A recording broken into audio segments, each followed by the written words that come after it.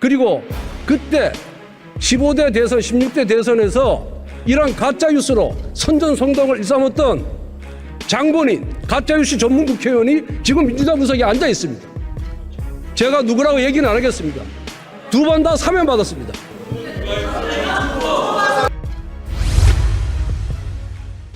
안녕하십니까? 예, 선거공작은 자유민주주의 체제를 부정하는 중대범죄라고 생각하는데 동의하시죠? 누구나 그렇게 생각할 것 같습니다.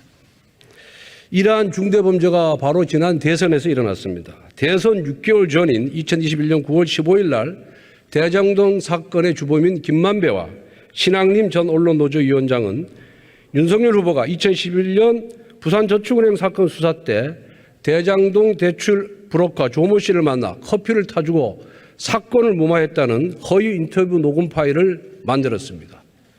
그리고 대선 3일 전에 김만배의 인터뷰 녹음 파일은 인터넷 매체인 뉴스타파를 통해서 보도가 되었고, 이를 KBS, MBC 등이 대대적으로 보도하면서 가짜 뉴스를 확산시켰습니다. 그 내용 잘 알고 계시죠?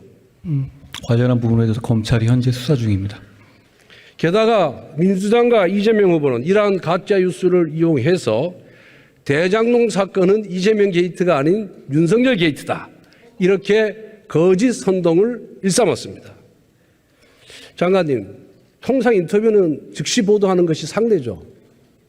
제가 언론인은 아니니까 거기에 대해서 평론은 하기는 어려울 것 같습니다. 그런데 대선 6개월 전에 했던 인터뷰를 대선 3일 전에 보도를 했어요. 그 이유가 무엇이라고, 그 의도가 무엇이라고 생각하십니까? 그런 점까지 잘 고려해서 검찰이 투명하게 수사할 거라고 생각합니다.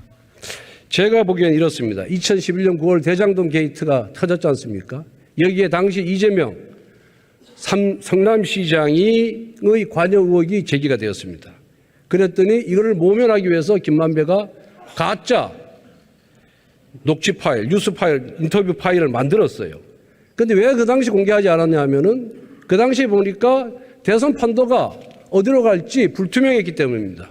그런데 선거가 임박할수록 선거 결과를 장담해서 얻게 되자 선거를 불과 3일 앞두고 가짜 녹취 파일로 공작을 시도했던 것입니다. 왜 그랬을까요? 3일이라는 시간 동안에 그 뉴스 내용의 진위를 판단할 수 없게, 판명할 수 없기 때문에 이를 이용했던 겁니다. 어떻습니까? 제 그 생각이. 그런 부분까지 포함해서 검찰이 잘 수사할 거라고 생각합니다.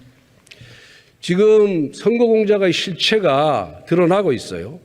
자유민주주의를 파괴하는 이런 공작에 대해서 법무부 장관으로서의 입장이 뭔지 한번 말씀해 주시기 바랍니다. 여기 계신 모든 분의 입장과 같을 것 같습니다. 선거 공작이 실제로 있었으면 중대범죄고요. 그 부분을 잘 밝혀서 가부 여부를 잘 검찰이 판단해서 엄정하게 책임을 물을 거라고 생각합니다. 그런데 민주당에 의한 선거 공작이 이번이 처음이 아닙니다. 15대 대선 때 김대엽 병풍 사건 떠올려보면 자명해집니다. 또 16대 대선에서도 이해창 후보가 최규성으로부터 20만 달러를 수수했다라고 또 민주당이 허위 가짜 선전선동을 합니다. 20년 전에 조작 녹취 테이프가 오늘날의 조작 녹취 파일로 바뀌었지만은 가짜 뉴스를 대대적으로 유포하여 선거판을 뒤집으려 했던 정치공작 그대로인 것입니다. 그때도 민주당이었고 현재도 민주당이었습니다. 그리고 그때 15대 대선, 16대 대선에서 이러한 가짜 뉴스로 선전성동을 일삼았던 장본인 가짜뉴스 전문 국회의원이 지금 민주당 구석에 앉아 있습니다. 제가 누구라고 얘기는 안 하겠습니다. 두 번 다 사면받았습니다. 장관께서는 이러한 자유민주주의 체제를 부정하는 선거 공작에 대해서 철저히 수사해서 엄단해 주시기 바랍니다. 이 사안 자체로 제가 말씀드릴 건 아닙니다만 이런 어떤 가짜뉴스 유포라든가 선거 공작 같은 것이 흐지부지 제대로 처벌받지 않고 넘어가니까 정치 경제적으로 남는 장사가 되고 반복되는 거라고 생각합니다. 반드시 투명하게 수사해서 엄정하게 책임을 검찰이 물을 거라고 생각합니다. 예, 수고하셨습니다.